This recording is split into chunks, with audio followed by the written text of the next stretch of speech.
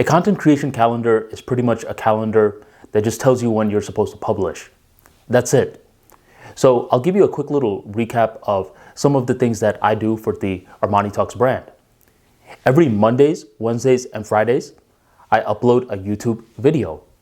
Every Tuesdays, Thursdays, and Saturdays, I upload a podcast. This is just a glimpse into how things work. The reason that this clarity helps me out tremendously is because we need to understand how the mind works.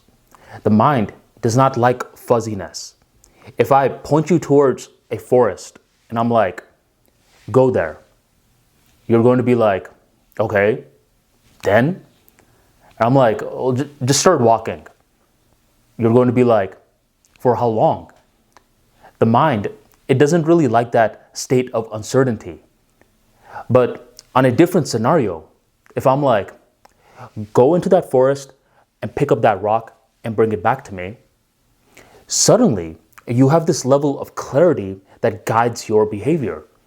Just a little bit of clarity goes a long way too. So the clarity doesn't have to be a pompous and grand or anything like that.